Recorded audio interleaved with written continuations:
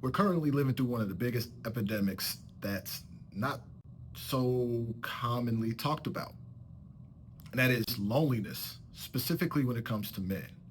Men are lonelier than ever, despite us being more connected in society.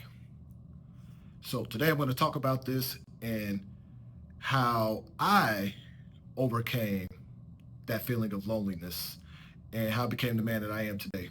So I want to give you guys a lot of value to this. If you can relate to that struggle where you just feel disconnected, you feel like you're just not moving in the right direction, you can't seem to figure things out, this is the video for you. So you're definitely going to want to take good notes here. What's up, folks? Jimmy here, Ingrain the Train, back. Want to bring an important message to a challenge that I'm seeing so many men struggle with. And it's having such a bad impact on mental health. It's having a bad effect on physical health and spiritual health. We feel lonely, even though we have social media, we have technology, we have cell phones. Click of a button, we can talk to anybody in the world, it seems like, but yet we're more disconnected, and it's having a negative effect on society, specifically men. Now I can relate. When I was younger, I was very skinny, I was very weak, I was very shy. I would have social anxiety. I remember I would go out and my hands would shake. Or if there was a girl that I liked, I would literally freeze, like literally could not talk. I remember just being taken advantage of because I didn't know how to set boundaries. I didn't know how to speak up for myself. I didn't know how to express myself. I didn't know how to effectively communicate. So I developed people-pleasing habits because I was like, well, if I just be nice to everybody, everybody would be nice to me. I think I'd be taken advantage of. I've had a lot of relationships fail because I didn't know how to control my emotions. And I thought just because I was a nice guy that was enough. And I would see that girls that I would like would go date the type of men that they would complain about. And it didn't make sense to me. And I just felt so trapped. I felt so alone for so many years because most glaring part was that it felt like nobody cared. And it also felt like nobody else would understand because it seemed like as I was going through my struggles and my challenges that everybody else was living their best life. So it was kind of a victim, why me mentality that I had. And that was the lens I was seeing the world through. And I see a lot of men going through that same struggle. And I think it's even compounded now with social media because so many people flex the lifestyle that they're doing all these great things, their highlight reel. So somebody, especially a young mind that really hasn't experienced much life yet, they are looking like, wow, why am I stuck here while everybody else is, they're making the money, they have the business, they're taking the trips, they have the girls, like what am I doing wrong? Why does nobody understand what I'm going through? The good news is we can fix that, just like I did. I've been in that fire, and I know firsthand how when you do this work and you improve yourself and you go all in on you, how life is on the other side of that. And you'll feel more connected to yourself. You feel more connected to the people around you. You'll feel more fulfilled.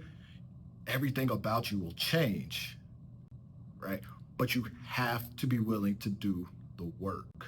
My athletes, listen to this. That same drive that you had on game day, the same drive you've had in the weight room, you have to pour that energy into yourself. That same competitive fire, you have to look at that as your biggest competition right now is you. You're battling yourself. You're battling your traumas. You're battling your nervous system. You're battling the belief systems that were put into you from your parents, from your environment, from school. You are your biggest competitor. And the good news is that you will always come out on top if you do the work. And that's what I love about this work. So I'm so passionate about this. This is my why. This is why I do what I do. And here's what helped me. And definitely don't have the time to go in great detail on all the specifics in this video, but this would be a good starting point. First one, I lifted weights.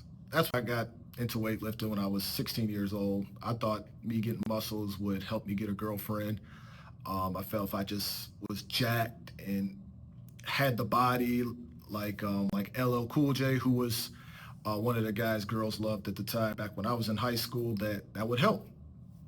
So I just lifted weights. And one thing that I found by lifting weights was that it did build my confidence, because as I was getting stronger, as I was starting to put on more muscle, that I did feel different in my body. I was like, oh, okay, like, yeah, I'm getting stronger. I'm like looking better. I'm liking the way I'm transforming myself. Like it just felt really good. And I just kept doing it. It just became a part of my lifestyle. And 24 years later, I'm still lifting weights. But that was so huge for me, not just for the physical part, the aesthetics, but just my mental. Again, just that alone helped improve my confidence. And as an adult, what really, really took my confidence to a whole new level was combat training, specifically Krav Maga. Getting into combat training unlocks something primal in men. I can't explain it, but once you're in it, you'll know exactly what I'm talking about. But being face to face with somebody who's trying to knock you clean out, and you're learning how to strike, you're learning how to defend, you're learning how to escape. If you're being choked, you learn these techniques where literally you can take somebody out with your bare hands in less than 10 seconds. Like, it's just so like empowering, and that changes your confidence because you're trained to be dangerous. You choose to be gentle, and that's what women really crave. A lot of guys say, oh, women don't like good guys. Is they want the guy that's capable of being dangerous to the world, but soft and gentle with her, right? Because that makes her feel safe and protected. But also, being in combat training, it taught me to remain calm under chaos and how to focus. Because if you're face to face with a guy and he's trying to knock you out or submit you, and you're worried about what you have to do tomorrow at 12 o'clock, well, you're going to get knocked clean out. You have to be present, and you have to be focused. If you allow your mind to wander and be all chaotic, you're going to lose that battle. So it really prepared me for life too. So when things are around me are stressful and chaotic and all over the place, or my girlfriend, her emotions are, she's being really extra emotional for whatever reason, that I don't react out of triggers and trauma anymore. I'm able to ground in and handle it with clarity and effectiveness. So I can't stress that enough. If you haven't already, get in the weight room and get into some combat training. I promise you that's going to take your mental health to a whole new level. Second thing that I did, and this came like later in my life into adulthood, but what really helped me, with this trapped feeling, was that I realized that I was seeking validation from everybody else. So again, I would do these people-pleasing things, sacrificing my needs because I wanted to be liked and I wanted to get praise. Same thing for achieving a lot of things. I would do all these achievements so people would praise me, say, hey, good job, Jimmy. Great job. You're the man. I want to be like you. And it was the same thing with achievements. It was the same thing with social media. I was doing that with social media too. So like, again, I just would do things to chase likes and say certain things to try to, go viral and get a lot of comments and likes and clicks. And it was very external driven. Now, the problem when you do that is if that gets taken away from you, then you're going to feel miserable. You're going to feel lost. You're going to be like, what's wrong with me? Right? And it's like a drug addict. You're going to try to get that next hit. It's never fulfilling enough. So I had to really look at that trauma and that need for the external validation and learn how to give it to myself. I really learned to embrace doing the work on myself for the man that I was becoming, not for validation from anybody else, but for me and my soul's purpose. So again, it goes back to working out, my physical health, my mental health. I'm doing this for me. When I create content, like I do this because I love to do it. I love to teach. I love to coach. That's just, it's in my DNA. I love to do that, right? And me getting on camera and put myself out there, again, as much as I'm trying to serve people, I'm doing this for me to fill up my cup. It really makes me feel good to share this information. And I just learned that when I can love on me and give myself what I need, that I can detach from any sort of external validation from the outside world. And it's so much more peaceful when you're in this space. So learn to affirm yourself, learn to pour into yourself. If you find yourself people pleasing or trying to do things to get some sort of external validation or chase what the world wants, go to God and go within. I promise you, things are going to feel so much better in your day-to-day life. Another thing that really, really helped me feel more connected was shadow work. See, we all have shadows. We all have parts of ourselves that we suppress, that we don't want people to see because, again, we want to be liked. We don't want to mess up the opportunity with this girl that we like, or we don't want to, get passed over for this job, or we want some sort of acceptance from society. So we have these parts of ourselves which we suppress. So when I integrated that, when I started doing the shadow work, I showed up more authentically. Because when I accepted myself as a whole person, all parts of me, things began to shift because my aura was different, my confidence was different. And again, accepting all parts of me, I'm more connected to myself. See, when you feel lonely, you're disconnected and you've been trying so hard to connect with the external while neglecting your connection with yourself. So of course you feel lonely. You're not connected to, you're just completely disconnected. But when you're connected to yourself and you're so accepting of who you are and all parts of you, it changes everything for the better. And you show up differently. Now that's not to say you stay complacent. That doesn't mean you can't improve. Again, I learned how to be a better communicator. I learned how to set boundaries. I learned a lot of different things because I'm all about growth. But I've also accepted everything about me. I've accepted that I'm introverted. I've accepted that there's just certain skills that I will never be a lead at. I'm okay with that. I've accepted that there's certain things that I get anxious about. I don't have to attach a story to it. I just understand, like, okay, my body's trying to protect me from something right now, right? And instead of shaming myself, I look at it from a place of curiosity. What can I learn from this? How can I grow?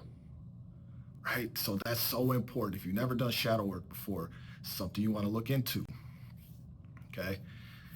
And last but not least, I talked about this in a prior video, went to the Bible. That's something you're not trying to hear, that's okay. That everybody's journey is going to be different with that. But for me, personally, when I went to the Bible and I really started to add that to my daily routine, a lot of prayer, a lot of scripture, a lot of just meditating on the word, I've never felt more at peace and I've never felt alone. And that's so important. And here's the ironic part.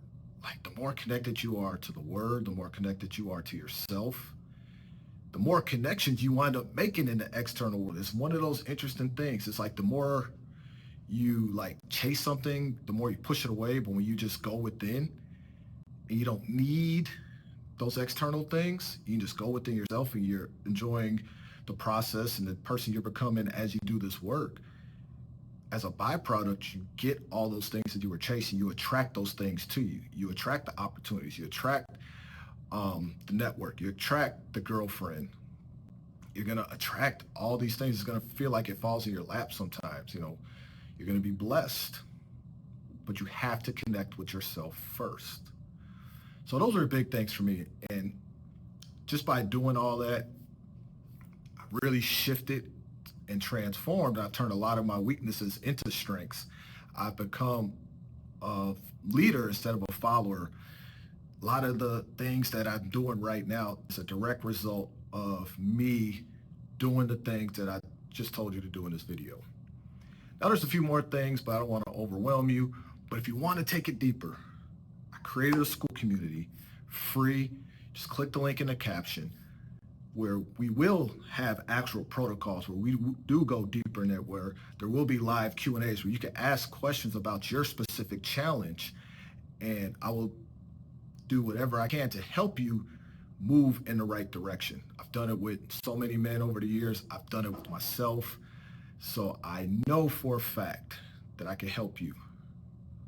All right, so if you got some value out of this video, hit the like button. Make sure you're subscribed, and also please share it with your people, because somebody you know needs to hear this message. Till next time, checking out.